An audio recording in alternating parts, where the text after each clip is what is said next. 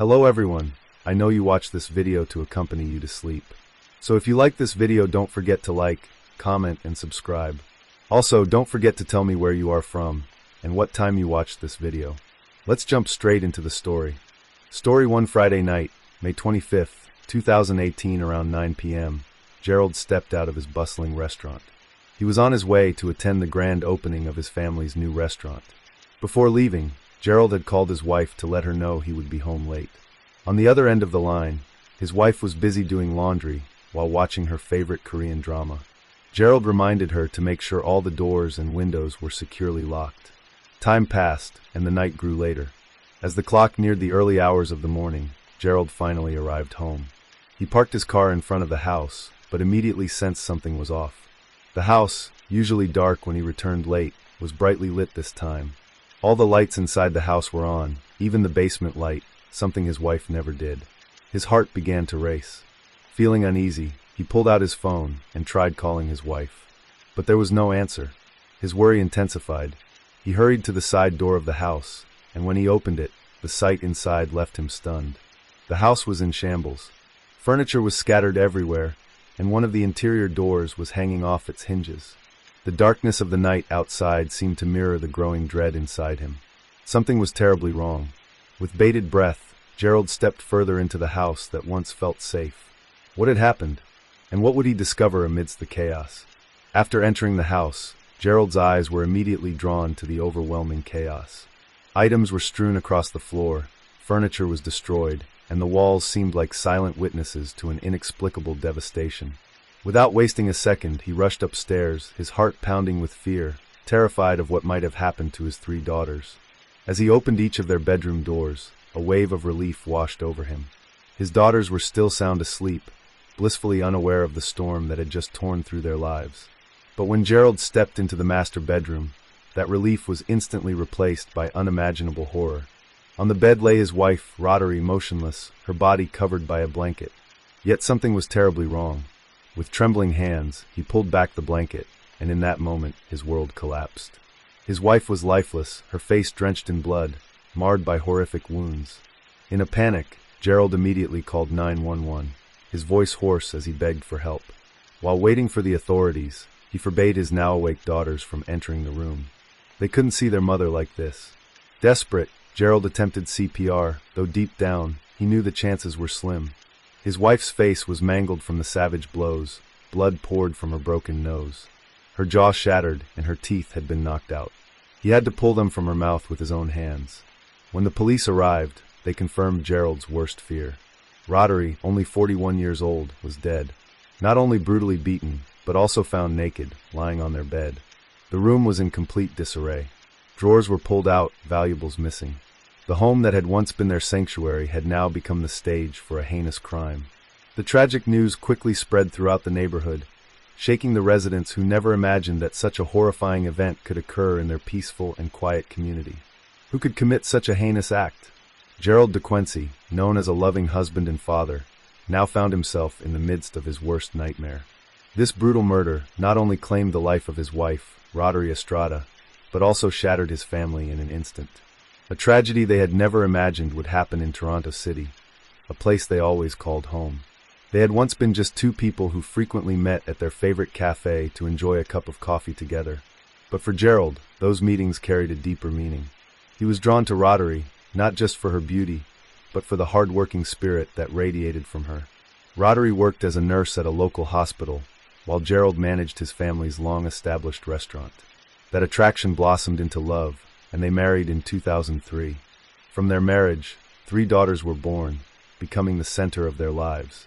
At the time of the tragedy, their daughters were 14, 13, and 9 years old. Roddery was known as a responsible mother. Even though her demanding job as a nurse required her to work long shifts, she always made time to take care of her children, driving them to extracurricular activities and taking them on picnics in the park every weekend. To others, their family life seemed perfect. But behind that happiness, no one ever suspected that Roddery would meet such a brutal end. The forensic officers who arrived at the crime scene quickly focused their attention on the basement of the house, which seemed to be the key location.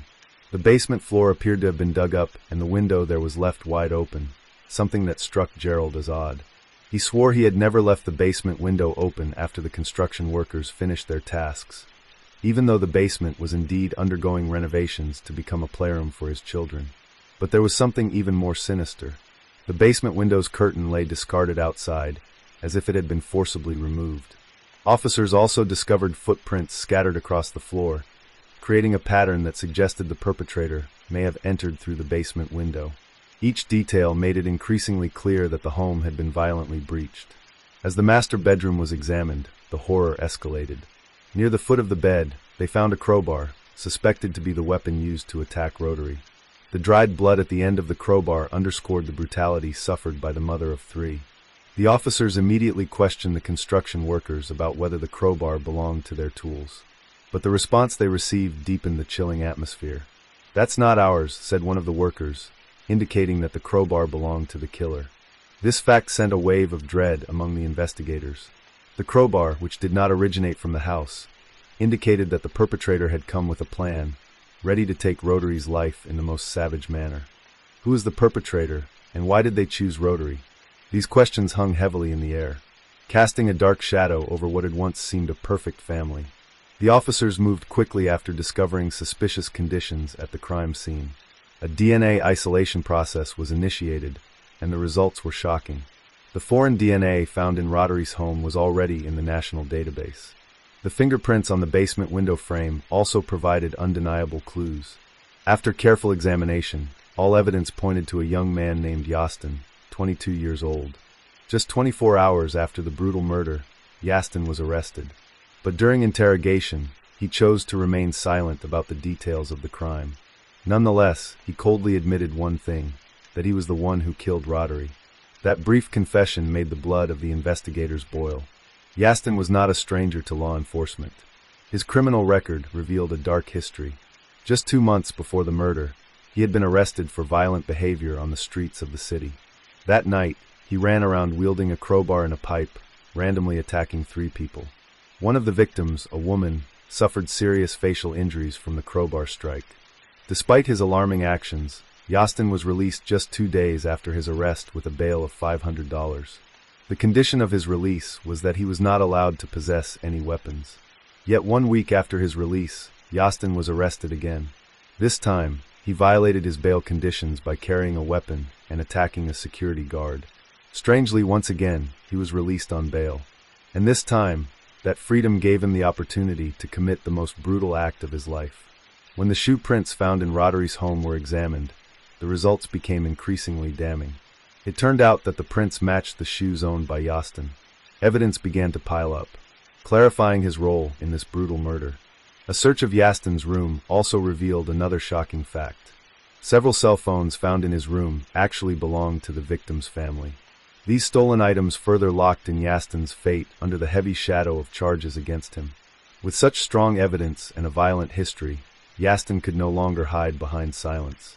The brutal actions he committed that night had brought him to an inescapable abyss. A destruction of his own life, but more tragically, the destruction of Rotary's family in an irreparable way. The once peaceful neighborhood was now overshadowed by a brutality they never imagined would occur. Because Yastin refused to speak, the police decided to dig deeper. They reviewed the CCTV footage around the crime scene, revealing that Yastin was a homeless person without a permanent residence. He was often seen at a homeless shelter not far from the victim's home. With this lead, the police narrowed their search. It didn't take long to find Yastin's trail after the murder. During the day, CCTV captured Yastin meeting his girlfriend at a fast food restaurant. In that meeting, Yastin appeared to hand over a stolen wallet, an item he had taken from the victim's home. The police immediately called his girlfriend in for questioning. During the interrogation, the woman admitted that Yastin often stole, but she had no idea that her boyfriend had killed someone. The clues didn't stop there. The police found another CCTV recording showing Yastin walking with another man a few hours before the murder occurred. That man turned out to be Yastin's friend, who also lived in the same homeless shelter. The burning question now was, did this man know about the murder? Or more terrifyingly, was he directly involved? The investigation became increasingly tense when forensic results from Rotary's body came back. DNA from another individual was found around the victim's private areas, not Yastin's, but that of a man named David Beck, 23 years old. More shockingly, David was the man seen on CCTV walking alongside Yastin. The police quickly moved to apprehend David, and during interrogation, he initially denied any involvement.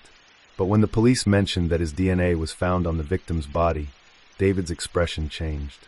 In the tense atmosphere of the interrogation, he finally began to speak. David admitted that he also lived in a homeless shelter after being kicked out by his father due to drug addiction. Although David swore he had left the illegal substances behind, his involvement in this case became undeniable. What actually happened on the night of the murder? Was David merely caught up in Yastin's sadistic plan, or did he also play a role in this brutal killing? With each new fact that emerged, the mystery deepened and the tension escalated. Who was truly orchestrating that night of horror? And how far did David's involvement go in the nightmare, now enveloping Rothery's family? Every passing second brought them closer to the unimaginable truth.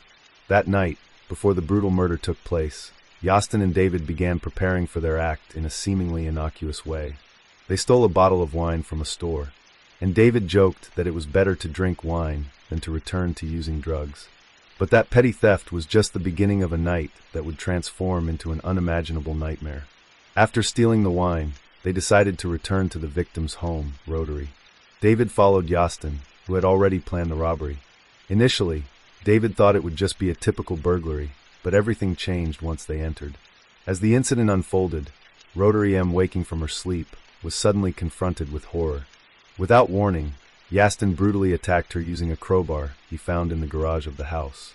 David, in his confession to the police, claimed that while Roderick was being mercilessly beaten, he never intended to hurt anyone. But the reality was different. Roderick fell to the ground, powerless, and Yastin coldly finished her off. Meanwhile, David, who initially claimed he had no idea Yastin was going to commit murder, played a role in the horrific actions that followed. After Rothery was killed by Yastin, instead of fleeing, David opened the victim's clothes and proceeded to violate Rothery's lifeless body. Yastin, satisfied with his actions, suggested they flee, but David appeared to be enjoying what he was doing. From David's confession, the true motive began to unravel. It turned out that they were not just robbing for ordinary money. Their goal was to acquire funds to buy illegal substances. This robbery was merely part of a darker scheme, but the brutality that unfolded that night exceeded their initial plans. In 2021, 3 years after that devastating night, their trial took place. Yastin, who had remained silent up to that point, finally confessed everything in front of the judge. He recounted how, after the murder, the two of them coldly went to a coffee shop to drink, as if nothing had happened. Even at the cafe, Yastin asked David why he had undressed Rothery's body. David's response was chilling and revolting. He admitted to being attracted to the victim's lifeless body and wanted to violate her. The horror of that night continued to resonate in the courtroom.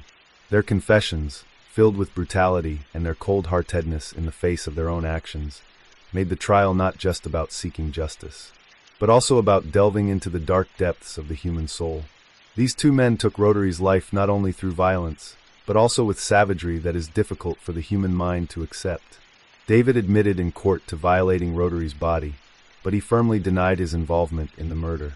The defense attorneys for both defendants, Yastin and David, tried to defend their clients by arguing that they were under the influence of drugs at the time of the incident. They claimed that the brutal actions could not be considered premeditated murder. In an attempt to defend themselves, Yastin and David pleaded not guilty before the judge. But the prosecutor asserted that their defense was unacceptable. The prosecution urged the jury and the judge to see the clear facts. Both defendants consciously attacked, murdered, and raped the defenseless victim in her own home. The existing evidence reinforced the charge that this crime was a deliberate and heinous act of first-degree murder. After a trial filled with tension, the judge finally delivered the verdict. Yastin and David were found guilty of first-degree murder. Furthermore, David's confession about violating the victim's body further aggravated their sentences. The judge sentenced both of them to life imprisonment, with the possibility of parole after a minimum of 25 years. What do you think? Is a life sentence proportional to the actions that took someone's life? Is this punishment fair?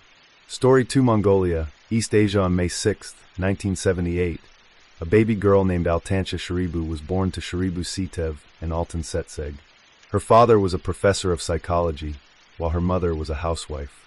Altansha was raised along with her siblings in St. Petersburg, Russia, where she attended school. She completed her primary education in Russia. Altancha, who was 12 years old, returned to Mongolia with her family. At a young age, she had already mastered Mongolian, Russian, Mandarin, English, and French. Sitev described his daughter as cheerful, enthusiastic, confident, and open-minded. Altancha was also known as a girl who loved learning and was careful in taking care of herself. While living in her hometown, Altancha met a male singer named Madai. In 1996, she decided to marry Madai, and shortly after, she gave birth to a child. Altancha became a mother at 18 years old and often entrusted her child to her parents while managing her household. Altancha and her husband frequently faced problems and eventually decided to separate. Altancha then moved to France to attend a modeling school. After completing her studies, she returned to Mongolia. In 2003, Altancha remarried and had another child who was born with a genetic disorder. She faced complex issues and her marriage failed again. Ultimately, Altancha became a single mother raising 2 children, seeking help from her parents to care for her children. Altancha decided to work as a translator due to her proficiency in several languages. This job required her to travel abroad to countries like China, Singapore, Hong Kong, and Malaysia. Previously, Altancha had also visited Malaysia in 1996 and other countries between 2000 and 2005. Besides working as a language translator, Altancha also visited Hong Kong for business purposes. But in that country, she was labeled as a model, a term used to refer to high-priced escorts. Additionally, Altancha was known to have close ties with high-ranking officials in Malaysia, such as Mr. NR and Mr. ARB. Mr. NR was the Deputy Prime Minister, while Mr. ARB was a national defense analyst working under the Malaysian Ministry of Defense. Altancha's acquaintance with these officials began when they attended an international diamond exhibition in Singapore. Following this meeting, she started an affair with Mr. ARB, despite him already having a wife and children. As Mr. ARB lover, Altancha often accompanied him on various diplomatic missions and tasks. She was also taken on trips to Kuala Lumpur, Shanghai, Paris, Hong Kong, and Macau.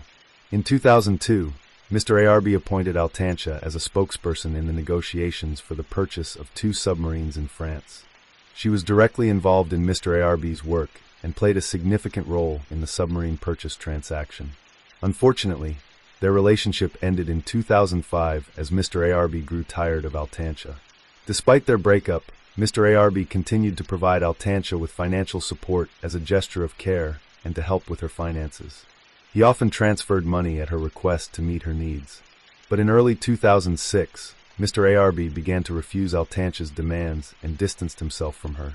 Consequently, he stopped transferring money to her account. Altancha, still wanting to maintain the relationship for more benefits, remembered Mr. ARB's promise to give her $500,000. She then traveled to Malaysia with her cousin Namra and close friend, Uranoya.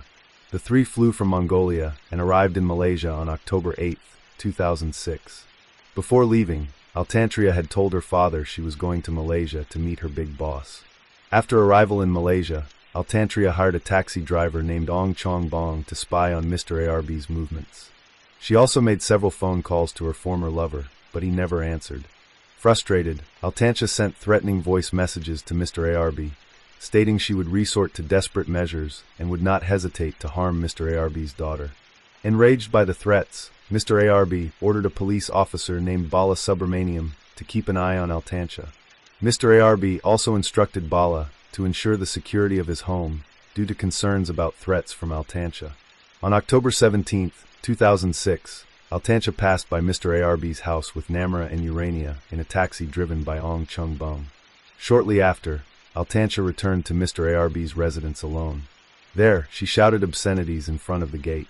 Within minutes, local police arrived and arrested Altancha on charges of causing a disturbance. Altancha explained that she was there to claim a promise from her former lover, who had pledged to give her a large sum of money. She also stated that Mr. ARB had been in a romantic relationship with her, but had broken his promises and ended the relationship unilaterally. Additionally, Altancha revealed that she had tried to contact Mr. ARB to meet amicably, but he had always refused. The police were shocked to hear this, knowing that Mr. ARB already had a family. They tried to calm Altancha down and advised her to be patient. Although she slightly calmed down, she insisted that the police convey her message to Mr. ARB. Altancha demanded that Mr. Arb give her the promised $500,000 along with 3 plane tickets back to Mongolia. At the police station, Balasubramaniam overheard the conversation between Altancha and the officers. He informed his boss that Altancha had become desperate and was sharing their personal issues. Mr. Arb then instructed Bala to communicate with Altancha and remind her of his unforgotten promise. Balasubramaniam gently told Altantra that his boss would fulfill his promise soon and advised her not to cause any more disturbances. For 2 days, Altantra stayed at her accommodation, waiting for news from her former lover, but Mr. Arb neither came nor responded to her messages. This caused Altantra to lose patience, and she planned to confront Mr. Arb. Finally, at 7 p.m., Altantra passed by Mr. Arb's house again with her cousin and friend. At this moment, Balasubramaniam, who was already aware of the situation, began reporting to Mr. Arb. He informed his boss that Altancha seemed likely to cause another disturbance. Sure enough, a few hours later, Altancha arrived alone at Mr. Arb's house, shouting uncontrollably. Coincidentally, Mr. Arb and his family were not at home as they were attending a fast-breaking event with colleagues. Balasubramaniam contacted Mr. Arb to report Altancha's actions. In a text message, Mr. Arb instructed his subordinate to talk to Altancha. Balasubramaniam managed to calm Altancha down for a while as they conversed. Shortly after, in the midst of their conversation, 2 elite police officers, who were associates of Mr. Arb, appeared. These officers were Inspector Azala Hadri, 30 years old, and Corporal Cyril Azumar, 35 years old. They approached Altancha and invited her to get into their car. Believing she would be taken to meet Mr. Arb, Altancha complied without protest. Inspector Azala and Corporal Cyril drove Altancha to a remote forest in the hills of Shalem, Selangor. After arrival, instead of receiving the money she sought, she was forcibly dragged into the dark forest. The 2 officers then executed Altancha by shooting her twice in the head. Their brutality did not end there. They attached C4 explosives to her body. C4, typically used for demolishing buildings, was employed here to obliterate Altancha's remains. Moments later, an explosion occurred, scattering her flesh across the forest. Altancha's body was blown to pieces, dispersed in various locations within the forest. After the gruesome act, Inspector Azala and Corporal Cyril left the scene. 2 days later, on October 20th, 2006, Namaro and Urania reported Altancha's disappearance to the police. They made the report based on a message left by Altancha, instructing them to contact the police and search for her at Mr. Arb's house if she did not return. After filing the report, Namaro and Urania went to Mr. Arb's residence, shouting and demanding Altancha's release. Of course, their efforts were in vain, as Altancha was not hidden there. Meanwhile, the police processed the report and began investigating Altancha's disappearance. Authorities started by examining CCTV footage from the hotel where she was staying. The footage showed Altancha leaving her room at night. Officers then sought out witnesses and gathered statements from them. One of the witnesses was Mr. Arb's neighbor, who saw 2 police officers taking Altancha away. With this information, authorities quickly identified the officers as Inspector Aziz El Hadri and Corporal Cyril Azumar. The investigators immediately visited the homes of the 2 policemen. At Corporal Cyril's residence, they discovered some of the victim's belongings and his shoes with red stains. Based on this evidence, the 2 suspects were interrogated by Malaysian intelligence and asked to show the location of the incident. Inspector Azala and Corporal Cyril admitted that Altancha's murder occurred between 12 a.m. on October 19th and 1 a.m. on October 20th in Selangor. Following this confession on November 7th, they agreed to lead investigators to the crime scene. There, the officers found the victim's remains exactly 17 days after the tragic event. The police then sought statements from witnesses in the area. Some witnesses reported hearing a loud explosion on the night of the incident. Given that Altancha was killed using C4 explosives, the witnesses believed it would be challenging to identify the victim. Police forensic experts managed to extract DNA samples from the remains. Authorities then asked the victim's family to come to Malaysia for further identification. Unexpectedly, their efforts were successful, and the victim was confirmed to be Altancha. Following this, the Malaysian police released news about the brutal disappearance of the beautiful Mongolian model. The story quickly spread across various media outlets, sparking rumors that Altantia was pregnant with a child from her illicit relationship with Mr. ARB. It was speculated that this was the motive behind her brutal murder, to eliminate the unborn child. But this rumor was widely debated and remained unconfirmed. The police continued their investigation and arrested Mr. ARB and other unnamed associates. Suspicion of Mr. ARB's involvement was based on the fact that he was the superior of the two suspects, Inspector Azal Hadri and Corporal Cyril Azza Umar. Mr. ARB willingly cooperated with the police for questioning, but denied all accusations, refusing to acknowledge any connection to Altantia's case. The police also suspected Mr. NR, who had close ties with Mr. ARB and was believed to have known the victim. Mr. NR gave a statement to the police and held a press conference to defend himself. Due to a lack of evidence, no charges could be brought against Mr. NR. Meanwhile, the other suspects, including Mr. ARB, remained in prison awaiting the investigation's outcome. The investigation continued, but Mr. ARB was released in 2008 due to insufficient evidence against him. After being freed, he stated that Mr. NR was not involved in the case, as he had never known Altantia. Afterward, Mr. Arbai departed for London to manage his family's Islamic Peace Foundation. Meanwhile, Inspector Aziz al-Hadri and Corporal Cyril Azumar were found guilty and sentenced to death by hanging in a 2009 court ruling. But the sentence was initially overturned and both perpetrators were released from prison. Nonetheless, a retrial was held, and the death penalty was reimposed in 2013. Unfortunately, while awaiting the court's decision, Corporal Cyril managed to escape to Australia with the help of a friend. On January 20, 2013, Corporal Cyril was apprehended and imprisoned at a detention center in Sydney. The Malaysian government requested Cyril's extradition, but Australian authorities refused due to their strong opposition to the death penalty. On another front, Bala Subramaniam, who served as a witness in the case, leaked information, claiming that Mr. Anar had introduced Altantia to Mr. ARB. But he soon retracted his statement after receiving threats from several individuals. In an interview, Bala Subramaniam mentioned that a group of military intelligence agents was stationed outside his house, monitoring his family. At that time, he was instructed to follow orders from his superiors to ensure his safety. His wife also revealed seeing a mysterious car outside their home, and that her husband advised her to lock the gates. She further recounted that Bala Subramaniam was taken away by several men at 2 a.m. During this moment, her husband appeared very frightened, and she wanted to find out what was happening. One of the men who took her husband stated that Bala Subramaniam had made a false statement that put his life at risk. He also advised her to leave Malaysia, offering money for her to survive.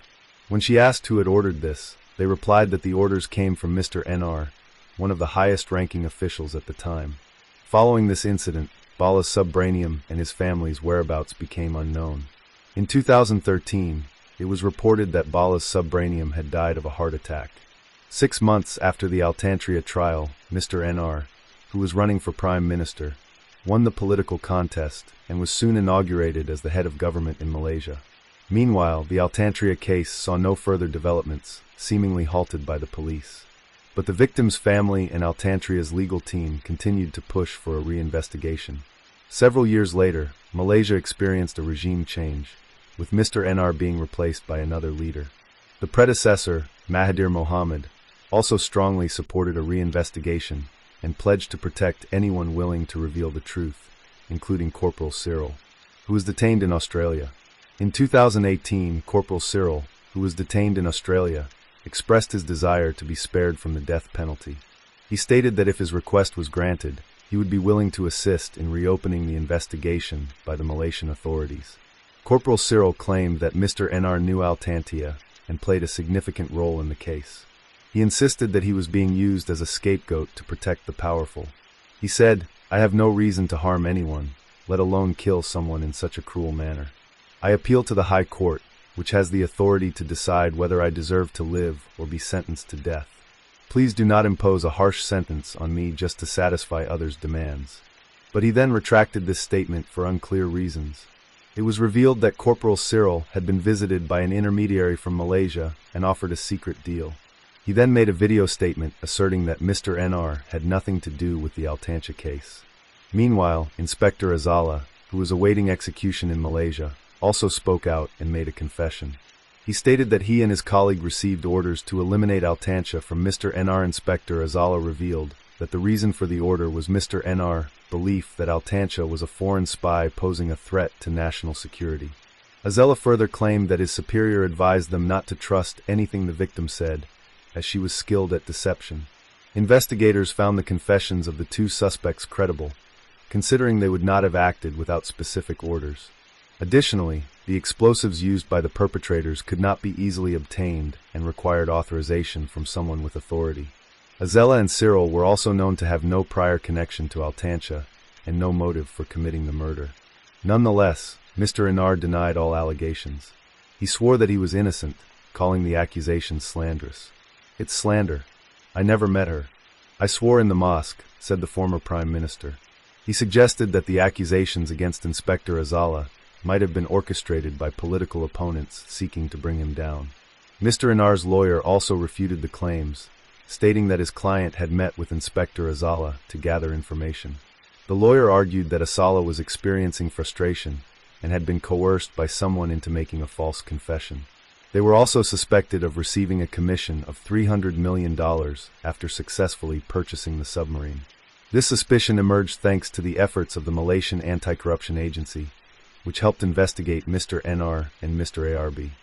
This raised suspicions in the Altantra case, suggesting that the two officials had a motive for her murder.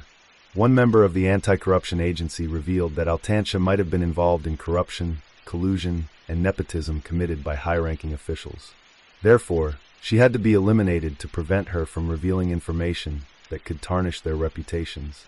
In 2018, Mr. NR was also accused of abuse of power and involvement in the One Malaysia Development Berhad, 1MDB scandal, which involved siphoning state funds into Mr. NR's personal accounts. On July 3, 2018, Mr. NR was arrested at his home by anti-corruption officers. And on July 28, 2018, he was sentenced to 12 years in prison after being found guilty of corruption, money laundering, and abuse of power. Following these revelations, Mr. NR and Mr. ARB were suspected of wanting to cover up their illegal activities, which were known by Altancha.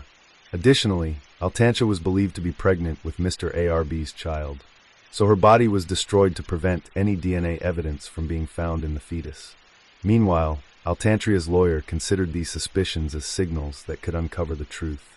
He hoped that the Malaysian authorities under the new regime would reopen Altantria's case, and that the police would be willing to conduct a new investigation. The victim's family, including Altantria's father, experienced deep trauma when visiting Malaysia to seek justice for their late daughter. He also had tremendous fear of revealing anything that could incriminate the suspects. He firmly believed that Altancha was deliberately killed in a cruel manner, despite having no wrongdoing against Malaysia. To this day, Altancha's case remains unresolved, and the Malaysian police's decision is still unknown. As for Mr. ARB, it is reported that he went to Malaysia and then to London to manage his family's foundation. Story 3 Friday, March 9, 2012. That day, a local man living in Mykolaiv City, Ukraine, decided to walk to work because his car wouldn't start. As he walked past an abandoned clinic, he heard a woman's voice groaning in pain from inside. He immediately entered the building and looked for the source. It turned out he found a girl without any clothes on, trapped in a burning trash pit in the basement of the building. He immediately called 911 for help. Within 2 minutes, police officers and an ambulance arrived there to try to evacuate the girl from the hole. She was very concerned. She tried to stand up but fell again because of the pain from the burns on her legs and back.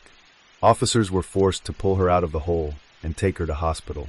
The poor girl was identified as Oksana, 18 years old. Even though she had burns on 55% of her body, she survived and was able to talk and named 3 men who had tried to kill her. While at the hospital, the doctors immediately took action to keep Oksana alive. The doctor reported that her organs were almost boiling and almost cooked because she was roasted in burning embers for 8 hours. This caused her 2 kidneys can't work due to prolonged burning in her back area. Oksana's mother, Tishiana, who works in Kiev City, was contacted immediately to visit her daughter, who was in critical condition in hospital. Actually, who is Oksana? What happened to her? How could she survive in a hole with burning embers for 8 hours? Let's discuss it.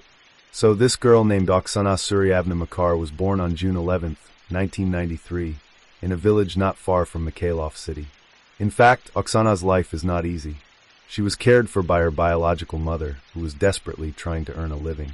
She also rarely sees her biological father, because her mother deliberately separated her since Oksana was born. Her father was involved in cases of alcohol abuse, 3 cases of theft, and also drug trafficking. After her father and mother separated, her mother went to prison because of a robbery case she committed. In fact, this was her 3rd crime. That's why Oksana was cared for by her grandparents since childhood. When she entered school, Oksana was already showing signs of unusual delinquency. She likes to open her school friends' bags to steal stationery, and once stole her class teacher's wallet. This is thought to be due to childhood trauma, when she experienced sexual harassment several times from her mother's uncle and friends. That's why Oksana was sent to a boarding school in Kiev City when she was still in elementary school. According to her teachers, Oksana also had learning difficulties and always got bad grades. She also tried to escape from the dorms several times. Even though Oksana is very problematic, on the other hand, she also has a soft heart and a high social spirit. She often shared candy and apples with her friends and people she met. When she was 12 years old, her mother remarried a man and took Oksana from the boarding school to be cared for again. Unfortunately, Oksana could only go to junior high school and did not continue her education any further. The bartender who was working that night said that it all happened on Thursday night. Oksana came to the cafe to celebrate International Women's Day with a can of beer and a glass of juice, and enjoyed live music like ordinary people do. The bartender already knew Oksana because Oksana had been there several times, so they had a chance to chat for a while. However, 3 young men also came to the cafe and took a table near Oksana's table. They are Yevon, 23 years, Maxim, 24 years, and Artem, 22 years. When questioned by the police, Oksana, who could still speak, said at that time that she had indeed joined the 3 young men's table, because she had known them before, so she had no hesitation in joining them. After that, Oksana was offered alcoholic drinks by them until she was very drunk, but the bartender who worked there believed that they had put something in Oksana's drink. While Oksana was drinking with the 3 young men, Oksana drank less than they did, and strangely enough, Oksana became more drunk until she could barely wake up. The bartender also heard that they were taking Oksana to Maxim's apartment to rest. But the whole situation became even more terrifying when Oksana was found in the basement of an abandoned clinic. The police handling this case immediately arrested the 3 young men for questioning and were detained temporarily. But strangely, before this case was investigated in more depth, the police released Maxim and Artem on bail and with travel restrictions for no apparent reason. While in hospital, Oksana had to fight for her life. The treating doctors said that Oksana's chance of survival was only 2% and had decreased to 1%. However, the doctors were amazed because Oksana was able to survive 8 hours in a hole with burning fire. Usually, people will die within 2 to 3 hours with the same condition. They also said that they had never handled such a horrific case in the last 30 years. Tatiana, her mother, said, "She is my only one. I would give everything for her, including my skin and kidneys, so that she could survive." Oksana's case has received a lot of attention from Ukrainian society. Billionaires and the richest people in Ukraine also donated their money for Oksana's treatment. From the governor, prime minister, and deputies to the president of Ukraine, who was serving at that time, they also ordered that Oksana be given the best medical care, at the request of Rinat Akhmetov, one of the richest people in Ukraine who also paid for the treatment. Oksana was then transferred to the Donetsk Burn Center, a modern medical institution with an international reputation, handled by Swiss surgeons. However, on March 12, 2012, doctors were forced to amputate her arms and legs to stop the spread of gangrene, or a condition where parts of the body turned black due to dead tissue due to lack of blood supply. One of the TV station owners in Ukraine also asked Oksana to be transferred to a treatment center in Moscow, Russia. But the doctor refused because they considered that Oksana's condition did not allow her to travel long distances to Russia. More than 150 people in Ukraine donated their blood, especially for Oksana. But Oksana's condition is increasingly critical due to the complications she is suffering. But doctors are still trying to carry out a series of operations, such as skin grafts and other surgeries. The release of the 2 suspects on bail drew criticism from local and international television media. Television media accused Maxim and Artem of being released because they were children of government officials and had ties to a number of politicians. Maxim is the adopted son of the former chairman of the district council, while Artem is the son of the former chief prosecutor. This information sparked anger among Ukrainians, who held massive demonstrations in the streets for days. Demonstrations not only occurred in Mykolaiv city, but also spread to other cities. This reached the ears of the president of Ukraine, Viktor Yanukovych, so he went straight to the field to carry out an examination of the police who allegedly released them. The president also ordered the immediate arrest of Maxim and Artem, then fired 4 police officers who released the 2 suspects. Finally, Maxim and Artem were arrested again after large demonstrations in various cities and on direct orders from the president.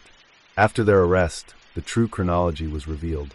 In further interrogation by the police on Yevhen, Maxim, and Artem, they admitted that they had planned to kidnap Oksana.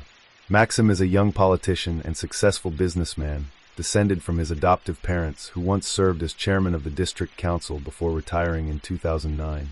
Maxim at that time worked as a lawyer in the culture department of the Mykolaiv City Council. He also served as director of a utility company, being a major supplier of water heaters to schools, hospitals, and government buildings. Maxim, who feels he has money and power, thinks that he can have a relationship with any woman he wants, but not with Oksana. In the last year before the attack, Maxim tried to get Oksana's attention and have a relationship with her, but Oksana always refused, causing Maxim to feel hurt. Even though Oksana comes from a poor family, she still refuses money from Maxim, who invites her to spend the night together in his apartment. Finally, he invited 2 of his friends, Yevhen and Artem, to attack Oksana in the private apartment given to her by her adoptive parents, which was the place they had chosen. At that time, Maxim already knew that Oksana had gone to the cafe, so they went there and invited Oksana to join them. When Oksana was drunk, they took Oksana to his apartment and took advantage of Oksana's helplessness to rape her in turn. But when it was Yevhen's turn, Oksana woke up and started fighting and screaming.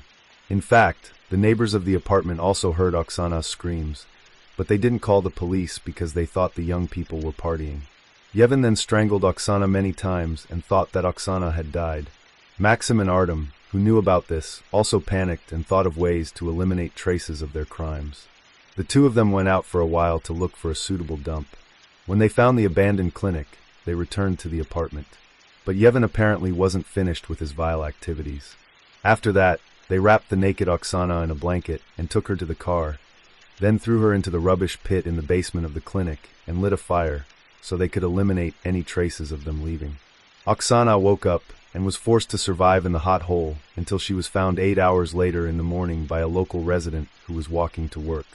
After the best expert doctors from all over the country worked as hard as possible, Oksana turned out to be increasingly critical because of the many complications that arose due to her condition.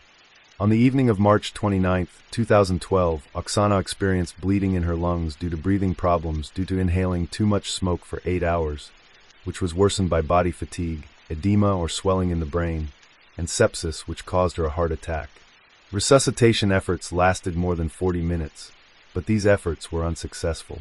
So on March 30, 2012 at 3 a.m., the doctor declared Oksana dead. Her funeral was held the next day, on March 31, 2012, in the city where she was born. Because Oksana died before she was married, she wore a white wedding dress in accordance with local tradition. Meanwhile, conferences on cases of planning and premeditated murder were held for several months. When they confessed, Maxim and Artem continued to blame Yevgen, because Yevhen had killed Oksana. Finally, on November 27, 2012, the Mykolaiv City Court found them guilty on all charges and sentenced Yevhen to life imprisonment, Maxim to 15 years in prison, and Artem to 14 years in prison. However, this decision again sparked protests from the public because the punishment for perpetrators of crimes and premeditated murder was considered too light. Even Yevhen's lawyer did not agree with the life prison sentence imposed on his client. So they appealed. But at the next appeal hearing, the judge refused and continued to uphold the decision of the previous trial, while Maxim and Artem continued to accept the verdict handed down to them. Story 4 Brianna Zunino Dennison was born on March 29, 1988 in Reno, Nevada. She is the daughter of a mother named Bridget Zunino and her father, Jeff Dennison. She has a younger brother named Brighton. Brianna grew up in a very loving family. That's why she is known as a cheerful girl who gets along easily with everyone she meets. After Brianna graduated high school, she decided to move to Santa Barbara, California, and attend college to start her new life there. She attended Santa Barbara City College, where she majored in child psychology. Brianna really likes traveling and getting to know various cultures in the world. That's why she has visited several countries such as Hawaii, Mexico, Jamaica, Japan, Italy, Egypt, Hungary, Austria, and France.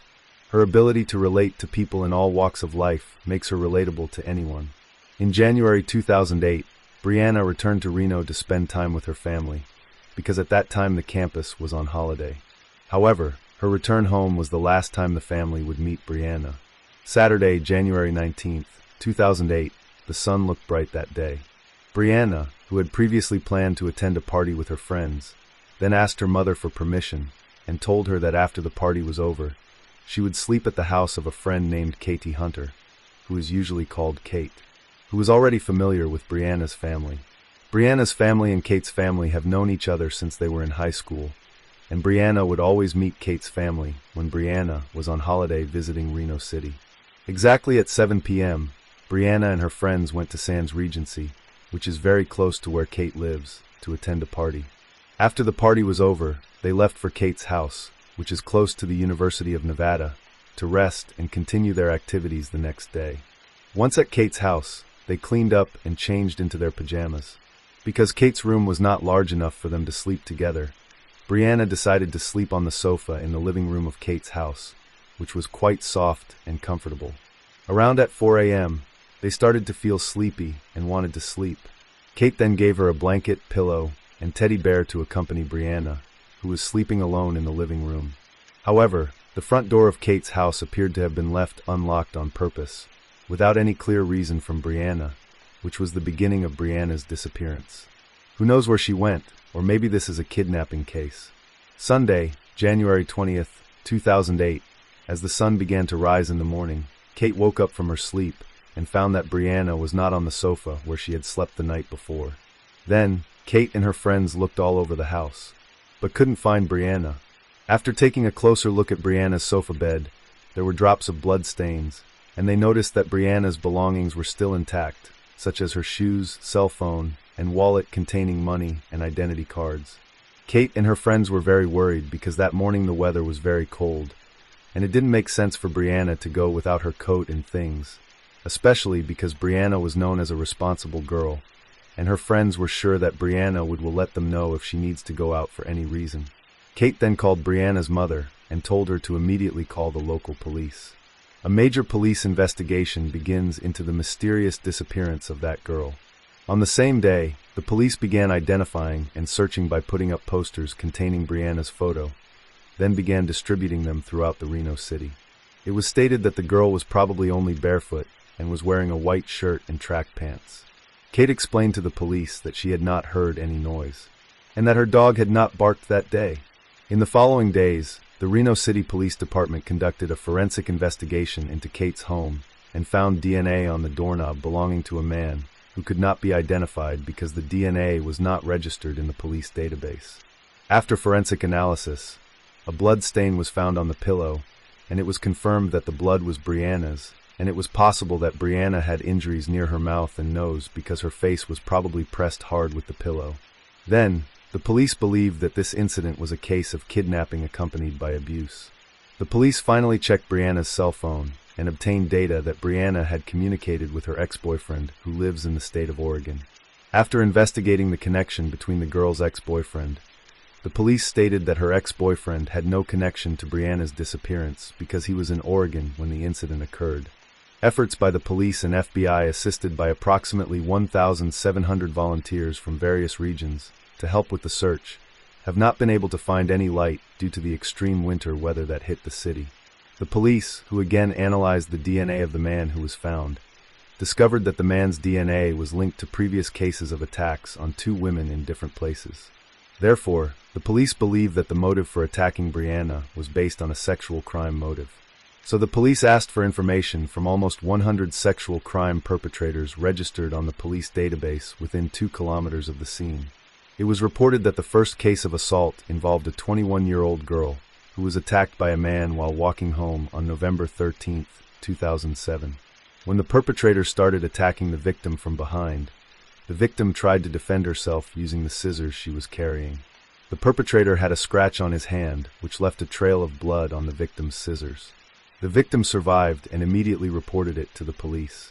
The perpetrator carried out his actions again at night on December 16, 2007, when a 22-year-old girl was walking home. The perpetrator managed to make her faint. Then, when she realized, she was already in the perpetrator's truck and the perpetrator was on top of her.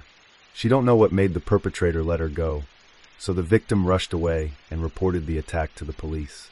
The victim recognized the face of the perpetrator of the attack, and the police made a sketch of the suspect's face as the victim told the same detective who handled Brianna's case. Police are still looking for other evidence, including the suspect's truck which was used to carry out the crime.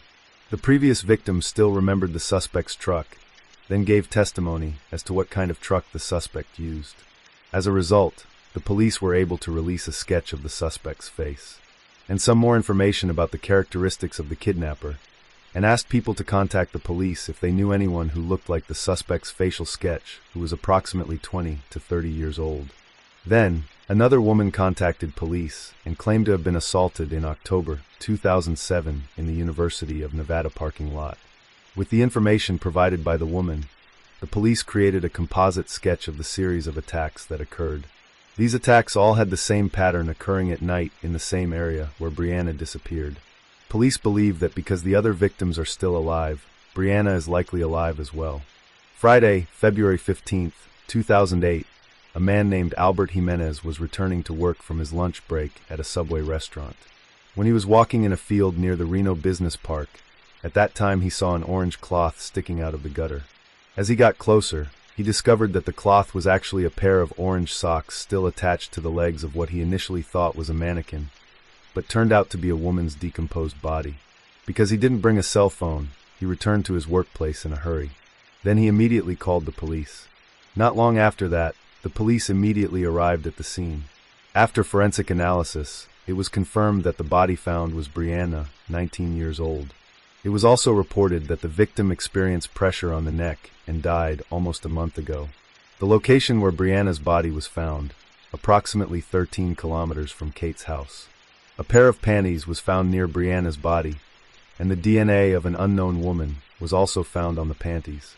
The police said that the underwear did not belong to Brianna and was deliberately left behind by the perpetrator. They believe that the perpetrator has a fetish for underwear, so the police ask people who know the underwear as theirs to report it, because they can help find the identity of the perpetrator.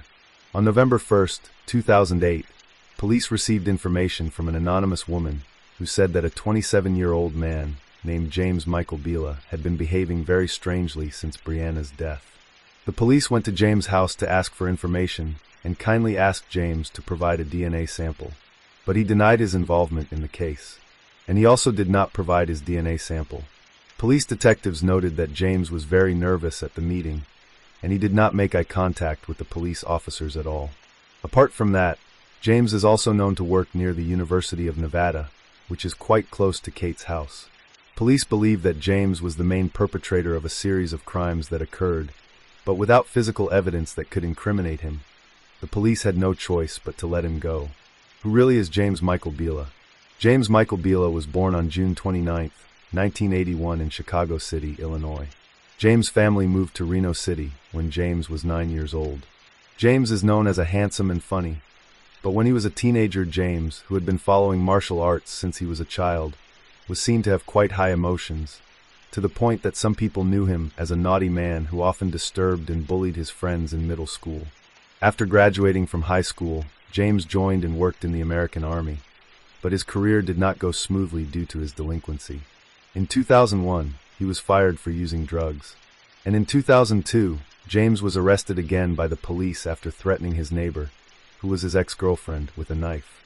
At that time, his ex-girlfriend demanded that the police arrest and sentence James for his actions. And in April 2003, James was sentenced to alcohol counseling and then sentenced to have no contact with his ex-girlfriend for a year. But at that time, no DNA samples were taken because his action was only a minor offense. After previous run-ins with the law around 2004, James met his new girlfriend and moved in with her. She is Carlene Harmon, who lives in the East, Reno City, and from that relationship, James was blessed with a child. Neighbors who lived near James' house described James as a normal, good man who took martial arts classes. In fact, a police officer who trained with him in martial arts class did not harbor any suspicions about James. Sunday, November 12, 2008. At that time, the police immediately acted quickly to meet Carlene Harmon for questioning. During the conversation, police asked several questions about her child, including where James was at the time of Brianna's abduction. Carlene began to explain to the police that her relationship with James was quite problematic, and from Carlene's confession, James often slept outside the house for days, using a truck as a second home. Carlene also said that it was her friend who made a report to the police about her husband. Carlene told her friend that she had found women's underwear in James' truck while they were driving home from Washington State, and she was suspicious after seeing James behaving very strangely since Brianna's death. Carlene then agreed to provide a DNA sample from their 4-year-old son at the time, so that police could compare it with DNA collected at the scene. The results of the analysis showed that the child's DNA was similar to the DNA found in Kate's door algae. This means that the person responsible for the series of crimes so far is the person who has a DNA match with that boy. On November 25, 2008, Reno City Police finally obtained an arrest warrant for James Michael Bella. He was arrested while picking up his son at daycare. James was taken to prison and charged with the various crimes he had committed. From the results of the analysis, it was discovered that James matched the DNA found at the crime scene and made him the main suspect in a series of crimes that happened to Brianna and 3 previous cases. At his final trial on June 2, 2010, after 9 hours of trial, James was found guilty by the judge for all his crimes, and James was finally sentenced to death. It didn't stop there. James, with his lawyer, appealed to the Nevada Supreme Court several times, arguing that James had a traumatic childhood because his father was an alcoholic and had a temperamental temper. In his defense, the lawyer also said that the defendant was a productive member of society. In this case, his lawyers are trying to avoid the death penalty. However, the appeal was rejected, so James had to languish in prison and await execution for what he had done. This case was used as a lesson by the Nevada Regional Police to record the DNA of each person and enter it into the police database, so that if someone commits a more serious crime and leaves their DNA at the scene, they can be identified and arrested more quickly. To honor Brianna's passing, residents of Reno City left flowers at the place where Brianna's body was found and expressed their condolences for the case that befell her. Story 5. San Luis Potosí, a large city with a population of more than 600,000 inhabitants located in the country of Mexico. To look back at the history of happy families originating from the city, Yulia Monsafanchik was born in Russia and raised in Ukraine. At a very young age, she migrated to Mexico and decided to settle in the city of San Luis Potosí. That's when she met Igor Lekchenko, a man also of Russian origin who migrated to Mexico since 1991 to work in a circus show. Igor and Yulia's relationship grew closer, and in 1995, Yulia became pregnant, so they both decided to get married while waiting for the birth of their first child. In 1996, a daughter was born, and they named Anastasia Lekchenko-Masny. The family lived in happiness, and Anastasia was described as a sweet, caring, jovial, and normal little child like most toddlers her age. Even the family also had time to appear in a reality show on one of the television stations at the end of '90. To support his family, worked as a professional swimming coach, while Yulia helps take care of their small family. In 2001, Igor took his small family to move to the city of Tijuana, Baja State, California. This larger and more densely populated city is located in the northern part of the country of Mexico and is directly adjacent to the city of San Diego in California, United States. Igor took his wife and child there because in that city there were more jobs related to his profession. Although the city is notorious for its many Mexican drug cartels, which could put his family at risk. In 2003, their second daughter was born and named Valeria Lekchenko-Masny. Unfortunately, Valeria suffers from several complications of congenital physical defects and Asperger's syndrome, a mental and neurological development disorder classified as an autism spectrum disorder. So Valeria needs special attention from both parents. A few years later, Igor and Yulia finally divorced. So Igor left their home and moved to another place. But Igor is still responsible for supporting his 2 children by sending Yulia a little monthly money. But the increased needs make their lives feel so hard. Moreover, Yulia also cannot work because Valeria, who has special needs, cannot be left at home alone for a long time. As time goes by, Anastasia, who previously grew into a sweet and cheerful little girl, begins to have problems. At only 14 years old, Anastasia was addicted to alcohol and drugs. Even Anastasia also became a commercial sex worker in order to earn money to buy drinks and drugs. Not to mention Anastasia's behavior made Yulia inflamed, so that great quarrels constantly broke out between the mother and daughter. Because of their frequent quarrels, relatives and neighbors are used to it. The main reason is because Anastasia cannot escape her addiction. One day, Anastasia ran away from home after a fight with her mother. Yulia, panicked, began posting a status on her Facebook asking her friends to help find Anastasia. But within a few days, Anastasia was back home like nothing had ever happened. A few weeks later, Anastasia ran away from home again, and she did it again for the 3rd time. This makes Yulia feel frustrated, so she puts a photo of Anastasia on a billboard to announce to the townspeople that Anastasia disappeared from her house.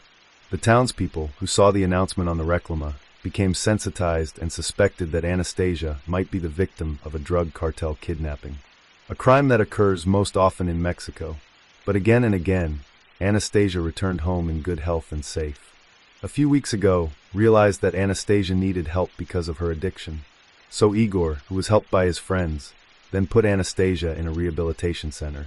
But after undergoing several therapies, the doctor stated that Anastasia could not be treated there because she was difficult to control, which caused her to often fight with other patients. Igor then took Anastasia to consult a psychiatrist.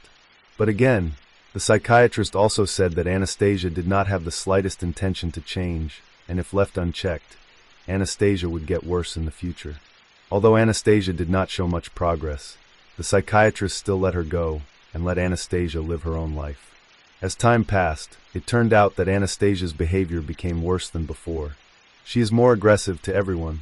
It wasn't just her parents, but also the relatives and friends she met that caused her to constantly fight with everyone. When Anastasia returned home, she also never spent a day without fighting with her mother, because Yulia was very disgusted with Anastasia's behavior. Until finally, Yulia and also Valeria, who was innocent, were found horribly dead in their home. A few days have passed. Neighbors first heard no more noise from the Lechchenko family home, but they complained of a pungent smell emanating from the family's home. Eventually, some neighbors reported their concerns to the police to ask the police to inspect the house. The police who came there also smelled the same smell. When the police knocked on the door of the house, no one opened the door. Finally, the police decided to break down the door of the house and search the contents of the house. But they finally discovered a terrible thing after knowing where the source of the smell came from. Police found some noisy plastic garbage pieces of decomposing human body parts inside a bathroom.